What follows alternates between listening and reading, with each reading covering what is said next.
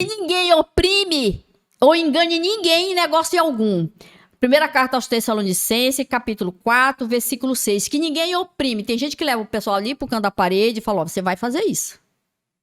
Você vai me dar esse cheque. Você vai me pagar. Nem que eu tenha que te esmurrar. Eu vou tomar tua mulher, vou tomar teus filhos, vou tomar tudo que é teu. Ameaça, né? Isso é uma ameaça. Que ninguém oprime ninguém ou engane ninguém em negócio algum. Às vezes você tá fazendo um rolo e o cara que tá fazendo o rolo, ele quer sempre receber os benefícios. Ele vai ter que quitar a diferença desse benefício. E é doloroso essas quitações. Dói. Deus não nos chamou para a imundície. Portanto, quem despreza isto, não despreza o homem, despreza a Deus, que nos deu também o Espírito Santo, né? Quanto, porém, à caridade fraternal, não necessitais de que eu vos escreva. Então o apóstolo fala que não necessitais de que eu vos escreva, visto que vós mesmos estáis instruídos por Deus, que vos ameis uns aos outros. Interessante, né? Ele tá dando uma bronca na igreja, né? Dizendo assim, né? Ao meu ver, né? Ó, Jesus já ensinou, a gente já sabe o que tem que fazer. Deus já ensinou a caridade fraternal, eu não preciso estar repetindo. E por que a gente ainda tá errando? Né? E aí eu trago pro nosso dia a dia, né? A gente estuda o evangelho, sabe já discernir o bem e o errado. Mas continua errando. Continua errando. Continua errando. E aí nós vamos entrar no capítulo 15, parágrafo 6 do Evangelho segundo o Espiritismo, né? Que ele fala assim, da caridade, a caridade ela não despreza ninguém. Caridade não despreza ninguém. Então eu não posso desprezar ninguém. Se eu tenho 30 amigos, eu tenho que preservar essa amizade. Eu não posso desprezar nenhum deles. E tem gente que despreza, né? Então você tem que pensar muito quando você fala em caridade, porque a caridade ela inclui uma série de coisas. A caridade ela é paciente, ela sabe esperar, ela é benigna, ela não é afoita, ela não é precipitada, né? Então, quando o apóstolo Paulo fala a primeira carta aos Coríntios, no capítulo 13, da primeira carta, no capítulo 13, versículo de 1 a 7, ainda quando eu falasse todas as línguas dos homens, mesmo a língua dos anjos, se eu não tiver a caridade, eu não seria senão como um bronze sonante e um símbolo retumbante. E quando eu tivesse o dom de profecia e eu penetrasse todos os mistérios, e eu tivesse uma perfeita ciência sobre todas as coisas, ainda que eu pudesse transportar as montanhas, se eu não tiver o amor e a caridade, tudo isso não me serviria de nada. Então, ele explica que se você for formado, mestrado, como é que dá? Vem primeiro a formação, vem o...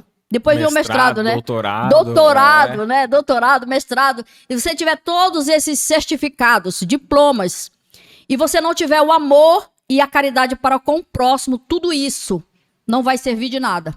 Vai ser um sofrimento a saída do caixão. Falar em caixão, uma vez eu fui no velório e eu conheci um senhor que ele era evangélico. E eu conheci ele no calçadão. Bom dia, boa tarde e tal. E ele era tão lindo, tinha uns olhos azuis, intenso. Um senhor muito educado. E ele falou que era evangélico. Eu digo, eu vou te dar um livro para você ler, que é Evangelhos, livro Espírita Evangelho do Dr. Bezerra de Menezes. Aí conversei com ele e ele falou, tá bom, eu vou ler. E ele estava um pouco debilitado, eu falei, eu vou na sua casa todos os dias te dar passe. Né? E eu ia lá, sentava com ele e ele leu o capítulo, leu. Aí ele falava para mim, explanava aquilo que ele tinha entendido. Né? E aí eu fazia a oração, colocava a mão sobre ele, pedia para que Jesus auxiliasse aquele irmão, para que ele melhorasse, né, e tal ali. E todo dia ele me esperava, tipo, 4 horas da tarde eu tinha que estar estacionando lá para ir lá ver o que ele leu do livro do Dr. Bezerra de Menezes. Um dia ele chegou comigo e falou, Lúcia, eu tenho uma coisa para te falar. Foi a melhor coisa que aconteceu na minha vida te conhecer. Porque se eu morrer, eu vou morrer feliz em conhecer todo esse ensinamento aqui e saber que existe uma vida após a morte. E saber que o espírito é eterno. Porque eu achava que você morria e ali você ia pro nada. Aí o homem morreu. A mulher dele me liga e fala assim: Lúcia, você pode ir fazer uma oração lá no velório? Eu digo: meu Deus, eu não posso entrar em velório. Eu tenho uma mediunidade que eu vejo coisas, sabe? E aí eu, tá bom, tô indo. Era umas 8 horas da noite. Nesse tempo a Praia Grande abria à noite, né? Hoje em dia é bom que não abre mais à noite, pelo menos o espírito dá uma descansada. Até as 5, né? Acho. É. Aí eu fui. Quando eu comecei a fazer a oração, sem brincadeira, o homem, o espírito dele se levantou. Eu tomei um susto, porque ele levantou assim, tum. Eu tomei um susto, eu parei de orar assim. Eu fiquei tão assustada, porque naquele exato momento, eu acho que ele queria dizer: eu morri, mas o meu espírito tá aqui.